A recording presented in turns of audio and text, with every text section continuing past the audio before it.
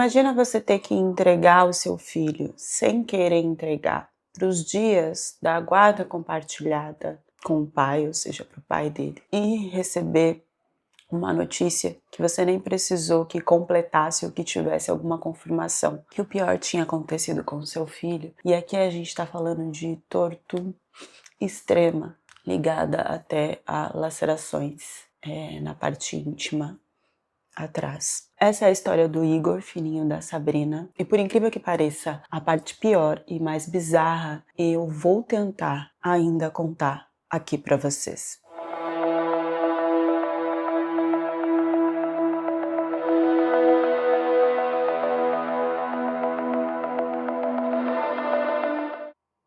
Você testou meus limites e minha capacidade. A sua sorte é que você estava com o menino no colo e tinha muita gente passando na rua. Mas da próxima, não vai ter próxima, entendeu? Mas se tiver uma próxima, você não escapa, porque na próxima eu te meto uma bala na cara. Você é uma tá? Na próxima você me paga. Não me cobrem ritmo ou entonação nessa história, tá? Tá sendo super difícil pra mim contar, até porque eu tô tendo acesso a muita coisa ao mesmo tempo. Então eu peço paciência de vocês e empatia na hora de assistir o vídeo. A gente vai começar essa história bem do início, para que vocês consigam entender de tudo que ela passou, desde antes dela ter o Gustavo na mão desse cara. E assim, cronologicamente, vai ficar bem claro que essa mãe, ela fez o que ela pôde dentro dos limites de uma vivência de humilhação, controle, manipulação e abuso que eu nem sei se eu vou conseguir descrever tudo aqui para vocês. O Igor, esse homem que se relacionou com a Sabrina, ele trabalhava na parte do Tribunal de Ética da OAB, Tribunal de Ética. Já no início, eles tiveram uma relação aí de 2 anos. Nesses 2 anos, a Sabrina engravidou e teve o Gustavo e se separou dele quando a criança estava ali para completar os seus 8, 9 meses. Depois, então, de estar com o bebê recém-nascido, ela ficou dependente do Igor. Ela morava na casa dele, uma casa que era dele. Isso fez com que ele tivesse um controle muito maior já no início. Olha, uma mãe que acabou de ter um neném, tá no puerpério, com os hormônios lá no alto, querendo ali proteger a criança e que pediu essa separação porque viu que não tinha condições, ainda teve que passar pela humilhação de ceder aos desejos do Igor para se proteger e ainda mais para proteger o filho. Nas falas dela, que eu tenho aqui, vocês vão perceber isso. Imagine então uma mãe com uma criança de 8 meses, estando ali num ambiente que é do genitor do filho dela, e 2 horas, 3 horas da manhã, esse genitor chega exigindo que quer ver o menino. Ela diz então que não vai fechar a porta da própria casa dele e que ele pode ver o menino. Só que o objetivo dele não é só esse. Ele ia lá para ter relações sexo com a Sabrina. A Sabrina negava isso o tempo inteiro. E ele então questionava se ela estava com outra pessoa, deixava muito claro de como estava a vida dela, então ele perguntava, olha só, você sabe muito bem como é que está a sua vida, né? Ela dependia totalmente dele. Olha só como está a sua vida. Se você não ficar comigo, a sua vida vai piorar. Ali passava na cabeça da Sabrina que ela poderia ser expulsa dessa casa, que o filho dela poderia passar fome. E mesmo assim, ela disse que negou por várias vezes. Ela negou das 2 até as 7 horas da manhã. Foi quando ela entendeu que se ela não cedesse, ela não iria nem ter tempo para cuidar do filho. Ela pensa e aceita então ter relações com ele para que depois ela possa descansar e possa ter tempo para cuidar do filho. Não é o suficiente ter relações dessa forma com ela. Ela descreve coisas de ele tentar prender o ar, eu não posso falar aqui a palavra, né, com a mão no pescoço dela. Ela pede que ele não faça isso, ele age soltando palavras de você é minha, eu sou o seu dono, e depois de tudo, ele vai até a geladeira e consta lá que não tem comida e pede então para ela sair e comprar comida. A gente poderia ter uma ideia aqui de que ele tá ainda sendo folgado, querendo que ela faça os serviços de casa, mas não. Tudo isso é para que ele fique sozinho com o pequeno. Quando ela volta, ela percebe uma marca de roxo no pequeno. Se você é sensível, se você tem gatilhos, pare de assistir o vídeo. Eu estou contando aqui a história do depoimento, conectada ao depoimento tanto da advogada como da Sabrina. Nós não temos aqui o lado do genitor, que às vezes será colocado pelas informações que eu tenho na mídia e que não bate nada com nada. Se as provas batem, a gente pode aqui refletir e falar, mas no caso dele não bate nada com nada. Nesse primeiro momento, então, ela questionou esse roxo na orelha do pequeno e ele disse, eu acho que deve ser você sempre deixa ele cair, comigo não foi. Enfim, mesmo que tivesse sido com ele, ali é normal que a mãe pense, ele deixou cair e não quer falar, né? Ou alguma coisa assim. Ela não pensou pelo lado de que ele poderia estar fazendo isso de propósito. E na situação que ela estava, se aconteceu ali do pequeno se machucar em uma situação mesmo que com o genitor, ela preferiu silenciar, porque ela não tinha como confrontar nada. E pensando que foi sem querer, às vezes realmente pode acontecer. Só que isso vai numa crescente que chega em um momento que ela entra em desespero para querer registrar tudo isso e querer sair dessa situação. Isso, gente, leva tempo. Eu vou tentar contar resumidamente as partes que eu tenho aqui para vocês. Importante dizer que desde esse início a criança ficava com o pai de 15 em 15 dias em uma guarda compartilhada que foi ali estipulada por ordem judicial e que caso ela não cumprisse, ela estaria ali sendo acusada de alienação parental. Essa guarda poderia ser revertida totalmente só para o pai e a coisa então ficaria mais difícil ainda de ser resolvida. Então a mãe, ela tinha que entregar um pequeno de 8 meses na mão do genitor, sendo que como que esse pequeno iria amamentar?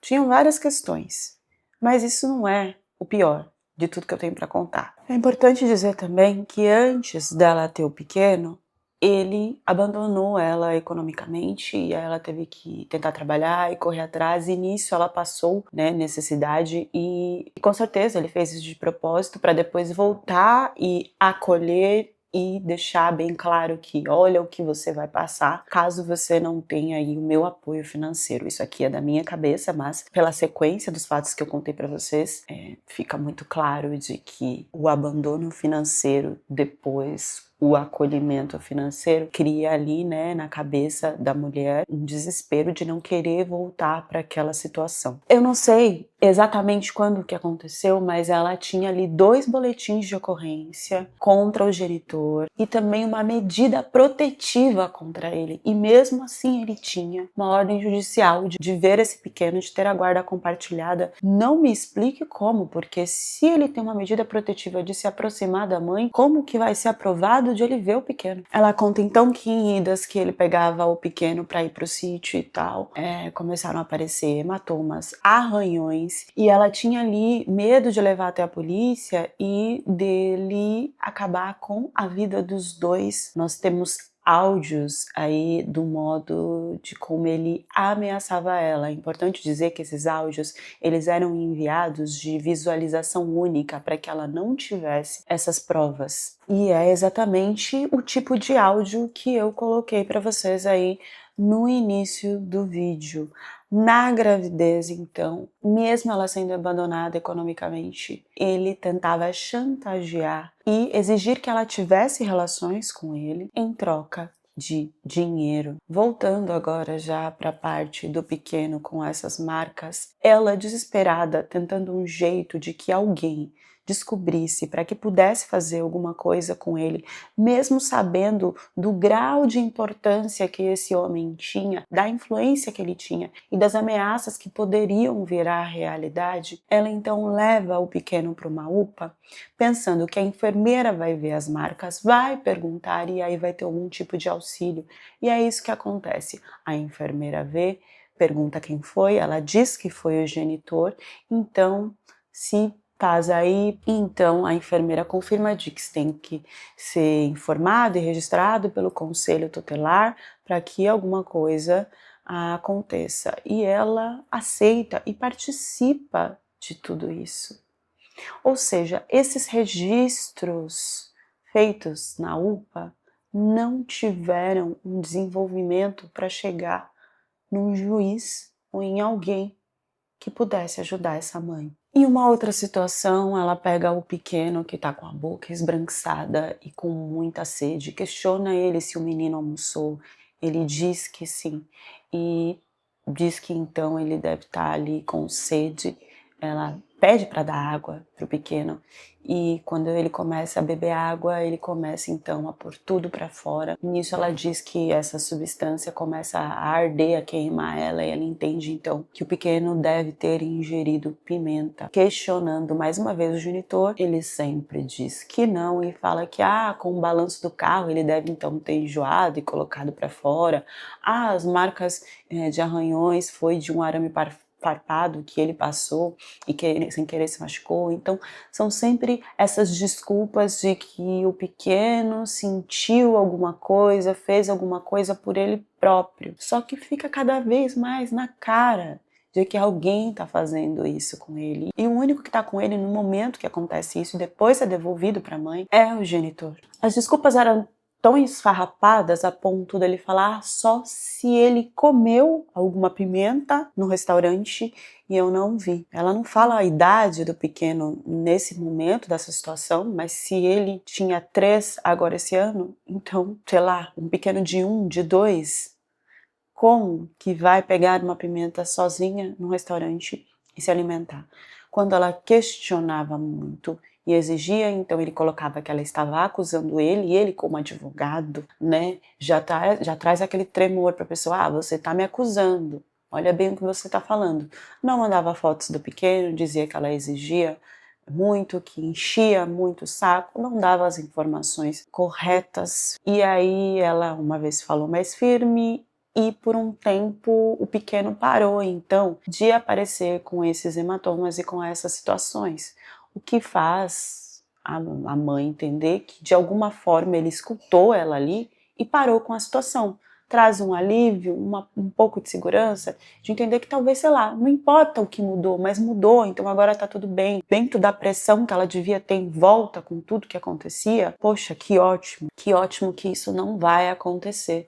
Mas eu também não sei dizer em qual momento que ele perde esse cargo, tá? Ele perde esse cargo do Tribunal de Ética da OAB por causa dos áudios, né? Dessas ameaças que ele fazia para ela, que tudo vem à tona aí com o boletim de ocorrência, a medida protetiva. E mesmo assim, se você for procurar na internet, se tem mais notícias e você acha mais rápido as notícias dele falando que ela que ameaçava ele, que ela que ia para cima dele nessas questões, do que os áudios reais com o conteúdo do que ele falava para essa mãe.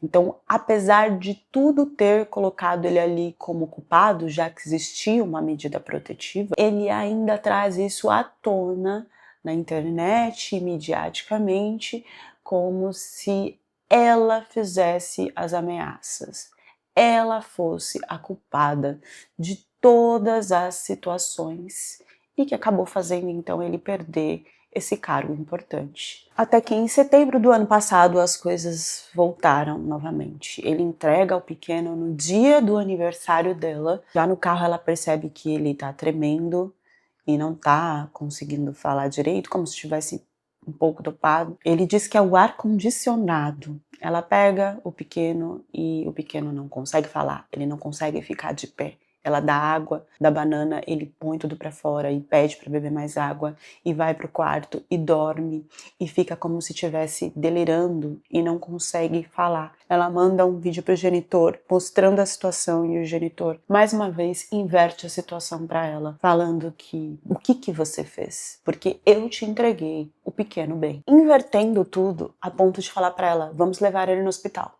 para ver o que ele tem. Só que a saída no hospital ela não acontece. Ao mesmo tempo que ele fala, vamos levar ele para o hospital, e óbvio que ela aceita, porque aí ela terá uma prova de que, tava com ele, se aconteceu alguma coisa, a gente vai ver o que aconteceu no hospital, e ali, né, eu posso ter o resultado do que eu tô tentando fazer há um bom tempo. Ele vira, do nada nessa conversa, ele já inverte de novo. Mas você não quer esperar mais um pouquinho?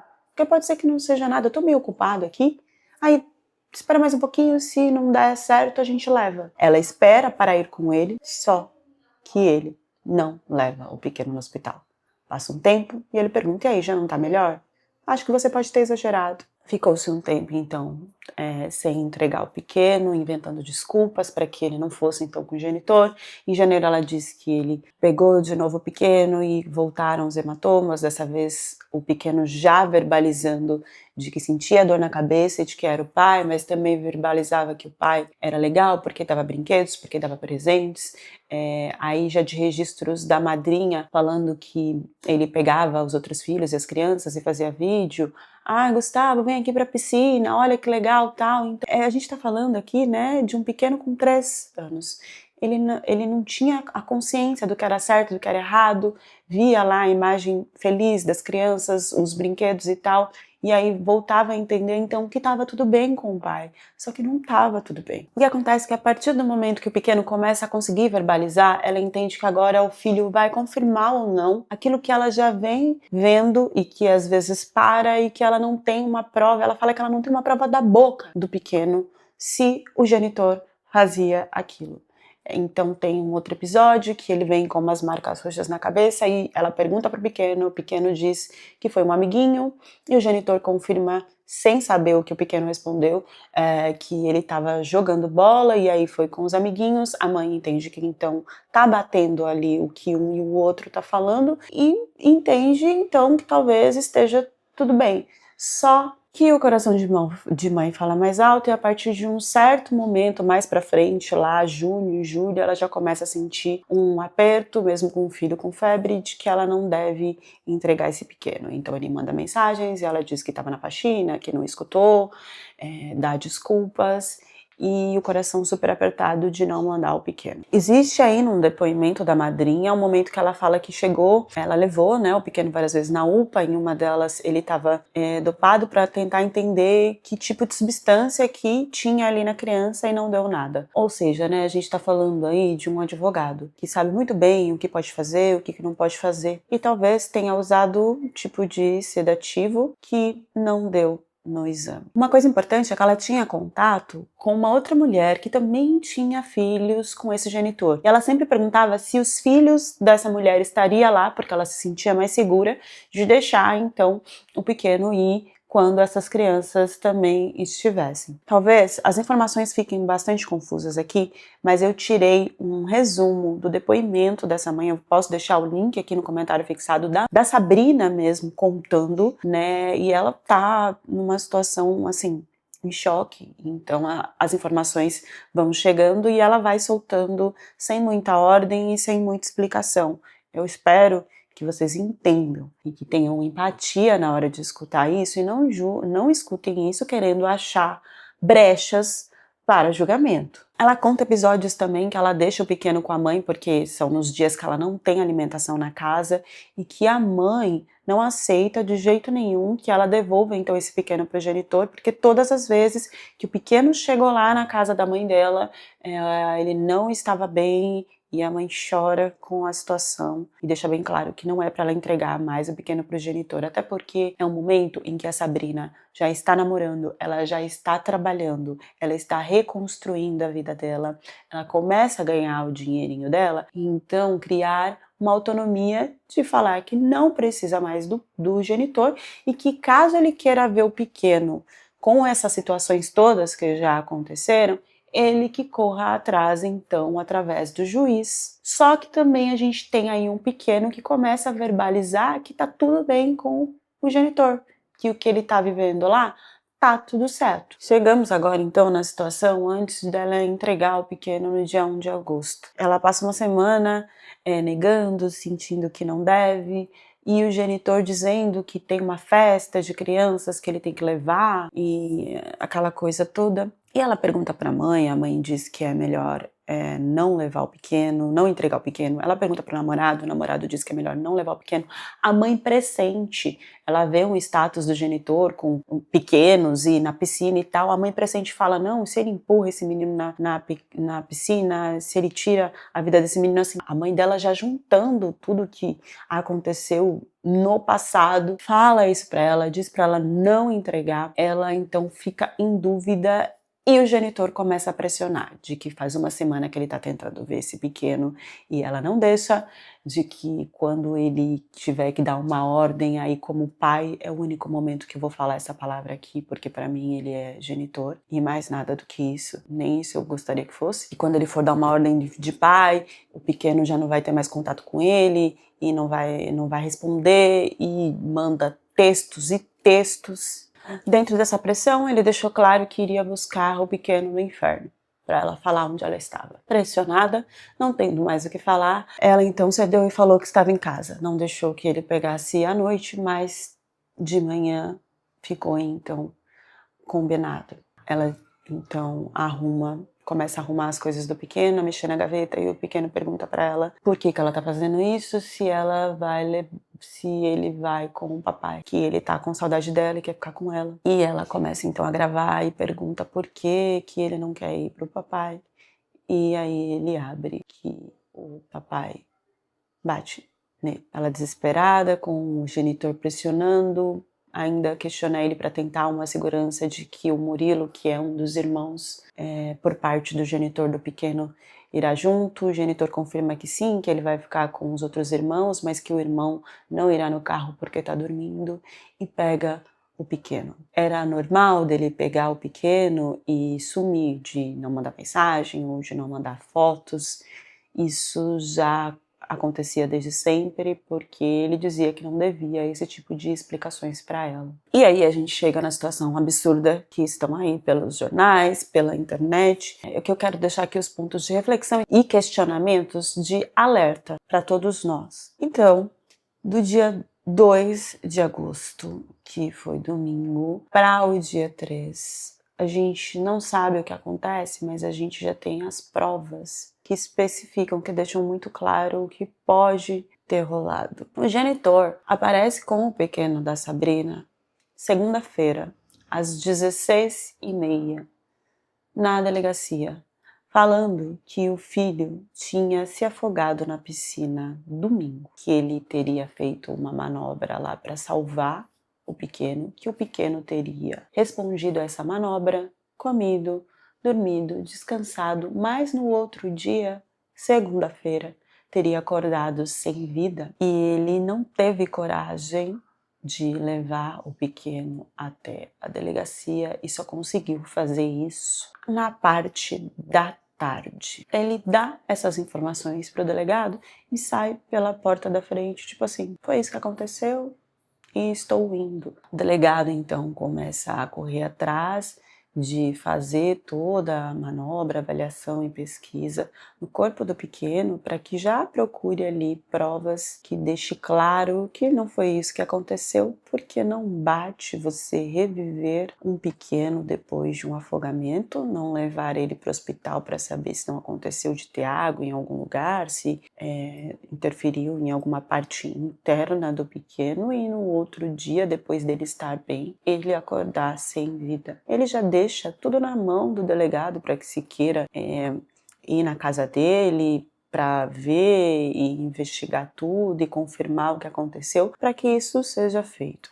Ele age de forma clara, o que deixa muito claro pra gente, o que depois com os resultados do que veio do corpo do pequeno, deixa muito claro pra gente o que se supõe que aconteceu. Primeiro, que de acordo com os exames médicos da perícia, o corpo do pequeno não tem em nenhum momento registros de água no pulmão. Ou seja, o pequeno foi encontrado na piscina. Quando ele coloca o corpo do pequeno nessa piscina, ele já está sem vida, porque se ele estivesse com vida, ele teria respirado, sugado e teria entrado água, né, na parte interior, para depois ele perder a vida. Então você imagina você colocar corpo sem vida na piscina. Os resultados do médico e aí da perícia, nisso que a gente tem que se apegar como prova, deixa bem claro que o pequeno, que ele sofreu muito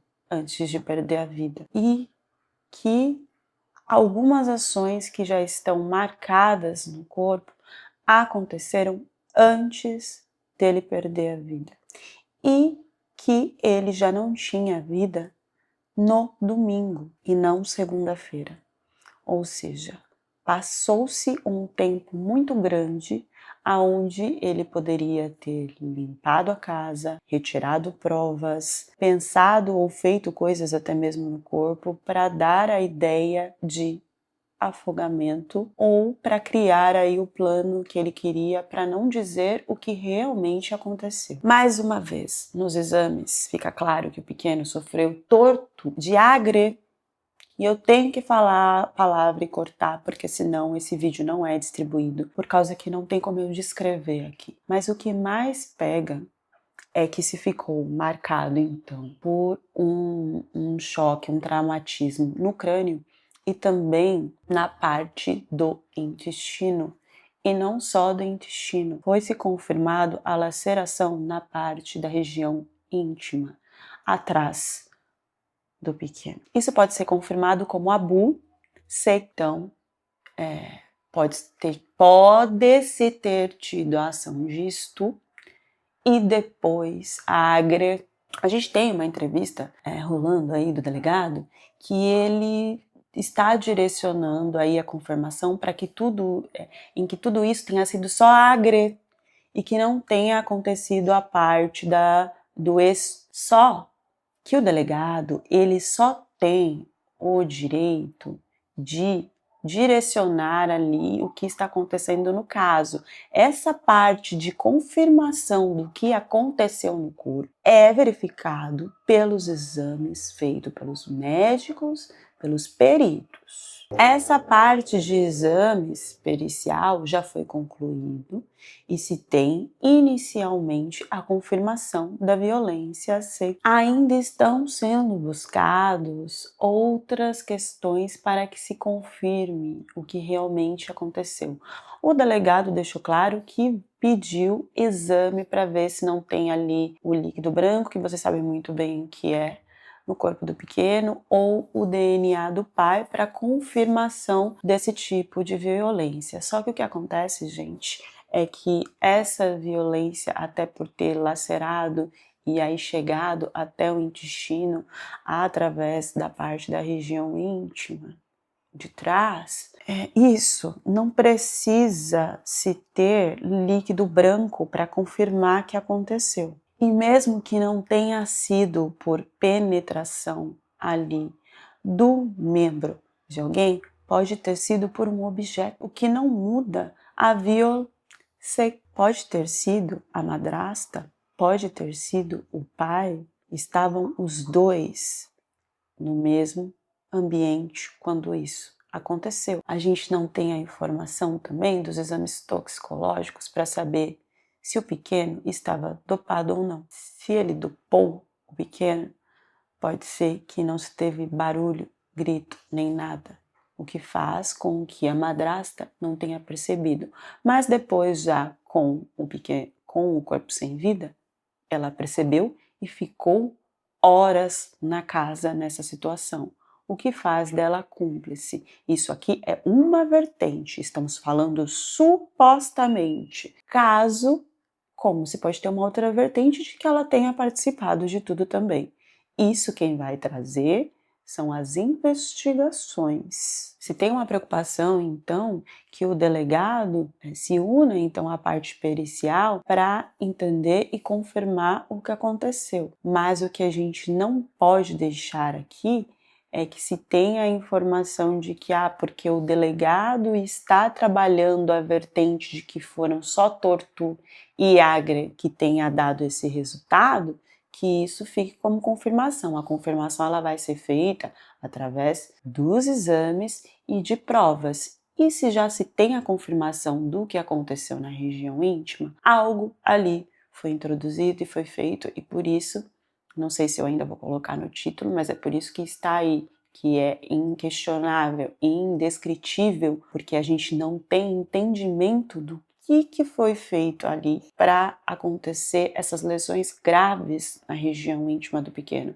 Mas a gente tem a confirmação de que foi feito, seja com membro, com objetos, algo foi feito. A gente tem uma diferenciação aqui do outro caso da pequena, onde o primo do namorado da mãe ou a mãe acabou aí deitando por cima da pequena e por isso se amassou, se teve ali a ruptura dos órgãos internos, o que trouxe o líquido vermelho para a região íntima atrás da pequena. Líquido vermelho na região íntima pode ser considerado, mas lesões e lacerações na parte íntima se deixa claro de que algo ali foi feito. Isso não tem como voltar atrás. E eu acho importante deixar essa informação aqui no vídeo para que nós fiquemos de olho no que vai ser direcionado como resultado aí na confirmação da investigação através dos exames que o delegado pediu, junto com a perícia. Genitor e madrasta já foram presos, a cena é assim fria, porque eles agem como se eles não fossem culpados. O genitor chega até a colocar uma jaqueta no rosto da madrasta para que ninguém reconheça ela. É tudo feito de uma forma muito fria, como se eles realmente não tivessem culpa de nada. Até agora, as provas e o depoimento dele contraditório indicam que sim, que eles têm culpa e muita. Não sabemos o quanto a madrasta tem, mas a parte de ser cúmplice em algum momento da situação foi, porque não tem como se viver na casa com o seu marido e não entender ali que se tem um pequeno que não está mais com vida. A madrasta ainda tem um adendo de estar com um bebê de 5 meses que ela amamenta e que aí que é possível então conseguir uma abertura, né, do modo de que ela vai ficar presa, talvez por condicional em casa, não se sabe, por causa que ela tem esse bebê que ela precisa cuidar. Já o genitor, não. Afirma e reafirma aqui que é importante deixar claro que tudo que está sendo falado é supostamente no sentido de que nós temos o depoimento da mãe, que foi isso que eu contei para vocês no início da história, então é o lado da mãe, e nós temos possíveis situações que podem ter acontecido de acordo com um laudo que já foi confirmado pela perícia, mas que se abre vertentes para várias situações dentro do que se foi colocado aqui. Nada é confirmado no sentido de como foi feito, mas já se foi confirmado pelo próprio corpo do pequeno que ele sofreu muito antes de ficar sem vida, através de dor e de lesões na parte da região íntima, que faz a gente entender que algo foi feito ali e que com certeza é de uma forma indescritível. A mãe diz que esse vídeo então do pequeno foi gravado como um checkmate para ela ir até a delegacia e então falar sobre tudo o que aconteceu, já que agora ela tinha a própria fala do filho. Muitas pessoas estão julgando essa mulher porque ela deveria ter ido antes e estão esquecendo de todas as coisas que existiam em volta dela para que ela não conseguisse ir. A gente está falando aqui de manipulação mental, a gente está falando aqui de gaslighting, uma manipulação aí, informações distorcidas, né, que a pessoa traz para você ficar confusa se aquilo é real ou não, se você está agindo pelo certo ou se você está confusa. Né? Quando ele fala que fez, que não fez, não, que está errado, que não tem nada a ver, e depois dá presentes e aí fala que vai para o hospital, enfim. A gente tem uma manipulação na parte financeira, quando ele exige então ter relações para que ela tenha ali o auxílio quando está grávida e depois deixa claro de que se ela não fizer, ela não vai ter o auxílio e proteção que precisa ali com um pequeno de 8 meses. Nós temos também o uso do poder, pelo cargo, por ser advogado, por ser influente, fora as ameaças que são feitas e faladas sem medo algum de que alguém o pare, de que alguém o aprenda. Antes da gente falar, eu faria, eu fazia, eu nunca estive dentro dessa situação. Eu tentaria com todas as minhas forças que isso não acontecesse. Mas eu não estou nesse momento. Eu não passei pelo que ela passou. E o que a gente deve cobrar aqui é até onde a liberdade, o poder e a ação de um homem pode chegar sem que ele seja barrado pela polícia ou por quem quer que seja. Até onde um homem tem o poder de fazer o que ele quer antes de ser julgado, condenado ou preso. Porque não adianta a gente pegar os erros e as falhas da mãe e não entender que talvez ela não teve tempo, ela não teve respiro e não teve saída e fez o máximo que estava dentro do limite dela na situação. Deixem as reflexões de vocês nos comentários e até a próxima história do canal.